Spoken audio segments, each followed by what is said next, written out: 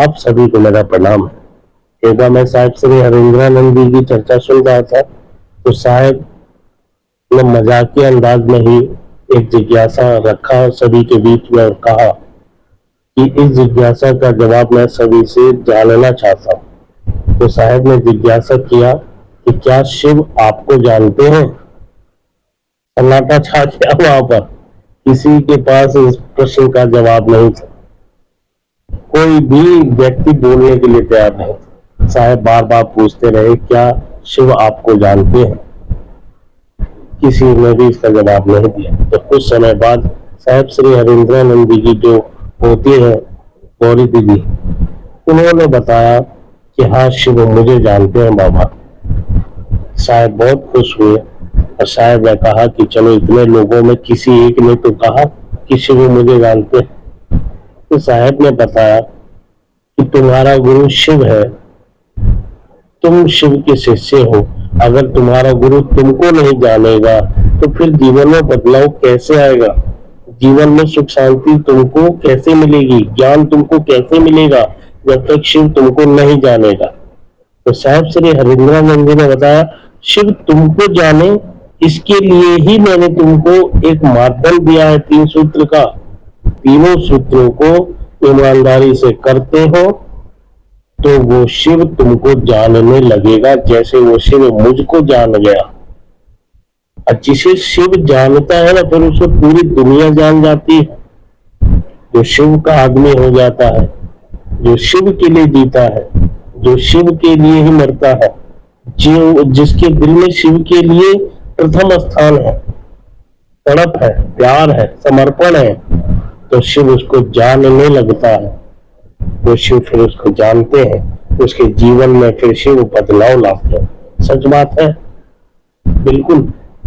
मान लीजिए कि मैं तो जानता हूं कि देश के प्रधानमंत्री कौन है, लेकिन क्या देश के प्रधानमंत्री मुझको जानते हैं?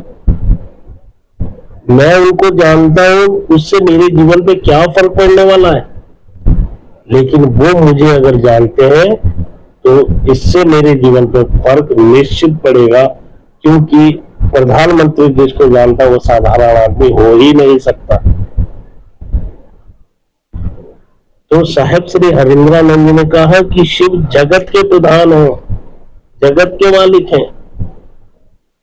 अब वो शिव तुमको कब जानेगा? जब तुम निश्चल भाव से अपने गुरु शिव के लिए समर्पित हो जाओगे। ये दुनिया के चक्कर में आकर अपने शिव को धोखा नहीं दोगे, तब शिव तुमको जानेंगे।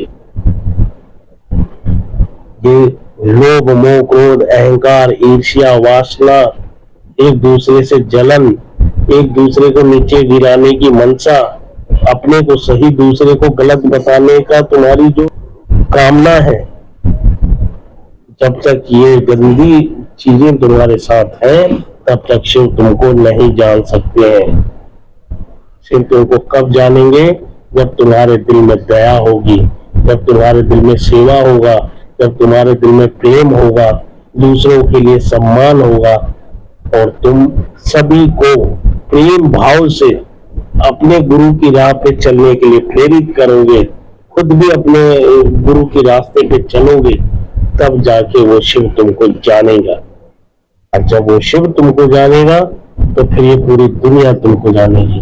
साहब श्री हरिंद्रानंद जी का एक वचन मुझे याद आता है, उन्होंने कहा था, अरे जब तुम पैदा हुए ना तो तुम रोए थे और ये दुनिया हंसी थी। जाते समय कुछ ऐसा काम कर जाना कि तुम हंसो, ये दुनिया रोए। कुछ तो ऐसा कर जाओ समाज के लिए, कुछ तो ऐसा कर जाओ कि दुनिया तुम्हें अमर कर दे। लेकिन ये कब होगा? जब दिल में गुरु के लिए दर्द होगा, गुरु के लिए तड़प होगी, गुरु के लिए समर्पण होगा, तब वो शिव हमको जानेगा। तभी जीवन में बदलाव हो सकता है, तभी जीवन में सुख शांति आ सकता है। नहीं तो 809 करोड़ शिव शिष्य है। तो साहब श्री हरिंद्रानंद जी का दुख यही रहा कि मुझको कोई शिव शिष्य नजर क्यों नहीं आता। तो हम सब साहब के दुख का कारण बने, अपने तो लौकिक इच्छाओं की पूर्ति के लिए हमने अपने गुरु शिव का दुरुपयोग करना शुरू कर दिया। हमने शिव को बेचकर दुनिया खरीदना चालू कर दिया। हमने वो सब काम किया जिस काम को करने से साहेब और शिव को ठेस पहुंचता। और जब तक हम ऐसा काम करेंगे कि साहेब को ठेस पहुंचे, शिव को ठेस पहुंचे, जब तक हमारा यह रिश्ता फलित नहीं होगा।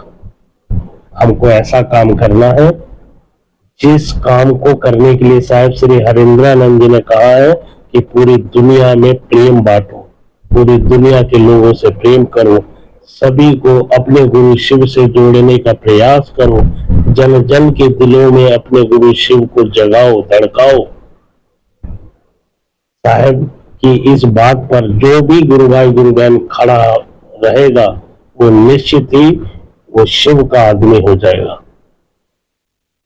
भिखारी बनकर कितने दिन तक रहोगे? भिखारी के बेटा दे दो, बेटी दे दो, मकान दे दो, दुकान दे दो, भिखारी बनो मत, शिव के आदमी बनो।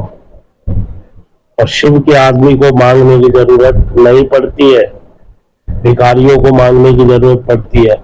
भिखारी बनकर तुम अपने गुरु शिव से ज्ञान प्राप्त नहीं कर सकते हो, शिव के आदमी बनकर ही उनसे ज्ञान प्राप्त कर सकते हो, शिव का गण बनकर ही उनसे ज्ञान प्राप्त कर सकते हो, जीवन जीने की कला को सीख सकते हो। और शिव का आदमी बनने के लिए साहिब श्री हरिंद्रानंद जी ने अपने 14 वर्षों की तपस्या के बाद जो रास्ता उनको मिला, वो रास्ता उन्होंने निस्वार्थ भाव से हम लोगों को बता दिया।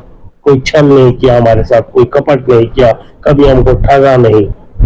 उन्होंने तो सब कुछ पूरा राज ही बता दिया कि कैसे वो जगत पिता शिव हमको जानने लगेंगे, उनकी दया कैसे हम पर उतरने लगेगी।